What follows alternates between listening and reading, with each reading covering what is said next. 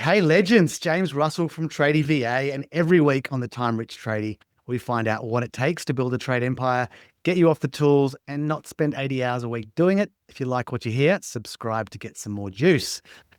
Now, today I want to hit you with a hard truth, and I want you to answer this one out loud. If I didn't check my messages for 48 hours, what would break? What quotes would get stuck? Would jobs stall? Would your team stop moving? Because legends, if the answer is yes, we've got a problem. You are the bottleneck. Now, there's a bit of a myth of delegation. I think there's a lot of trades and builders out there who think they've delegated. You know, they've got to that stage. I've got a VA now. My foreman handles site stuff. I told the team what to do, but then quoting doesn't go out until you approve the wording. The VA is waiting for you to confirm a time slot. Nobody calls the supplier because you didn't say yes fast enough. And that's not delegation. It's just distributed dependence. They're still waiting on you to move. Episode 13 and 16, I talk a lot about the 10-80-10 principle. And you guys are already saying, hey, James, you already told us that if we give the 10% of good data in, our talent can do that 80%. And then I just have to do the 10% of the feedback loop on the way out. Yes, that's true, especially in the beginning as you're kind of winding into it. But what happens when it's the 10% that's getting you stuck? That 10% at the end that's stopping you from going on holidays. It's stopping you from letting go, both mentally and physically, right? Now, why is this happening? There's 5 things that are going on. You haven't documented the key decisions, as in what is that decision point and why did you do it? The ops team or the VA don't have clear thresholds to act. What is that point at which they can do? I'll call them the green light zones. You're still in founder mode where every step flows through you. It's that whole only I can do this part properly. The 4th one is you haven't got clear core decision-making drivers or values in your business. We've got a whole podcast on that. It's amazing. Check it out on values. Again, they will help provide some of that initiative. But the biggest thing is you aren't willing to fail upwards. Sometimes you've got to let people be able to make those mistakes and it be okay. They're not getting in trouble, that be part of the process for you to be able to let go. Does that sound familiar to you guys?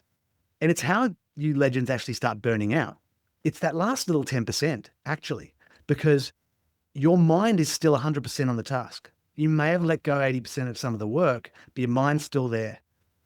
Now, it's how jobs slow down. It's how growth hits that ceiling really fast because that bottleneck gets tighter and tighter and tighter because you're just not letting anything go. So the way to self-diagnose this is you're going to ask yourself, what are the 3 things that stall if I go offline for 48 hours?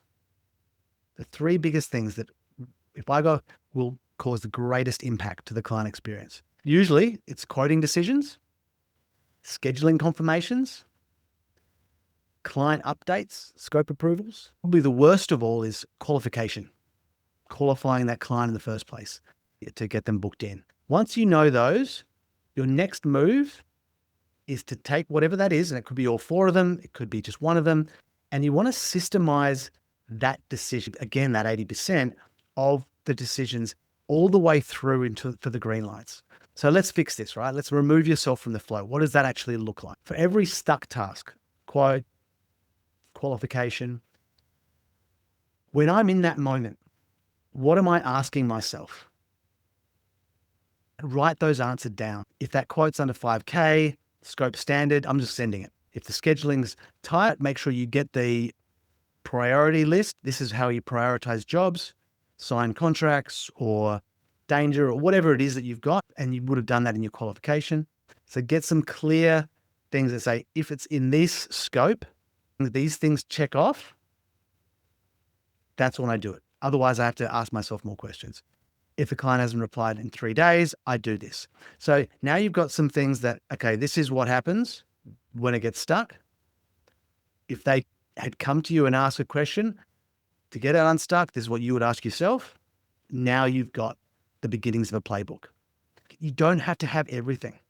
You just have to start building out these green light conditions. So you're not holding it in your head anymore, and you're no longer the bottleneck, giving your team real clarity on when they can move without you. It can be a single document. You can call it green light moments, the Green Light Playbook. So you got to remember, the Green Light Playbook is your freedom playbook. I'm going to say that again. Your Green Light Playbook is your freedom playbook.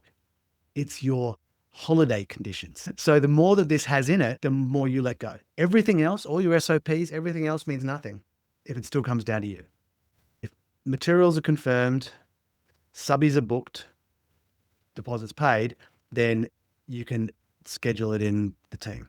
If the client approves scope and the budget aligns with this 4 things, materials, profit margin, etc., send the contract. It doesn't mean that this is going to be perfect every time. This is where being able to be okay to fail forward, because that's where you're going to learn the things that you might need to change in the Green Light Playbook. Add an extra tick box. But again, you don't get there until you green light it first. Green light it, debrief it, change it if you need to. But that Green Light Playbook is the gold. It removes guesswork. It takes away the stress of initiative from your team, because they know if I have initiative within these guidelines, I will not get in trouble. It removes you from being the final yes all the time. Third thing, batch, don't bounce. You know what I'm talking about. You're reacting to every ping throughout the day. Ping, ping, ping. What do I need to do? It's easy for your team to come and get an answer from you because you haven't clocked out for 48 hours. You haven't gone for a holiday. Set 2 check-in windows per day that your team can bring blocked task. Essentially, unless it fits within what would be an emergency situation. Those 2 times you can review, unblock, potentially add something to the Green Light Playbook and move on. But if you do it all the way throughout the day, you're not going to be able to properly debrief. You're not going to give them a chance to think for themselves. You train them to think instead. 4th one is record once and use forever. Review, unblock, just the playbook, move on. The only way you do that is, for example, doing a Loom video or Komodo or whatever, when you are unblocking that decision, so that can be used as part of the SOP, the checklist, whatever it happens to be, so that next time it's better than it is this time. Every time you catch yourself explaining the same decision again, record it. Fine to do it once, twice, record it. Right? Whether it's a screen share recording, whether it's a NAT document that you need someone to create, whatever it is. This is the library of micro SOPs or knowledge base or whatever it is. Now, using something like Komodo means you could just record it. It's there searchable by anybody in a year's time. What do I do in this situation? And it's already there and they'll find it. So really, really simple. Because these are literally your 4 steps to that freedom, that Green Light Playbook, that freedom handbook, going on holidays. Build the decision trees. What would I do if I was in this situation? 2, create the Green Light Playbook, the green light conditions. If these things happen, this is a go ahead all the way to completion. You can schedule this, scheduling green lights, quoting green lights. Build that out so that it's more and more. It might only start with 20% of quotes can go out without you, but it'll end up with 80, 90 plus. Number 3, batch, don't bounce. 2 times a day. That's when you can unblock people's problems, use those times effectively, train them to think for themselves. Number 4, record once, use forever. If you've got to explain it once, fine. You've got to explain it twice, record it. Make sure it can be accessible. That's it. 4 things. That's your freedom. Now, here's what happens when you're no longer the bottleneck, right? Is you got initiative. Quotes are going to go out faster. Jobs are going to get scheduled without any delays. Clients are going to feel supported because they know it's not being supported just by you. It's your system and your people all have the power to support them, even when you're off grid, right? And your team, they start thinking for you, for themselves, for the business, and not waiting on you. That's when you're going to be able to move from that operator to owner, from chaos to control. So if you feel like you're the glue holding everything together, you're not a hero. You're a choke point. The real goal isn't being the smartest person in the room. It's building a business that works without you needing to reply. So take the test, find the choke points, start building freedom, one blocked task at a time. All right, legends. If this one hit home, Sit down for 10 minutes, run the bottleneck test, find those 3 things that break when you go quiet, and fix one of them this week. And as always, systemize it, optimize it, delegate it, and that's how you're going to scale it. Catch you next time on the Time Rich Tradie.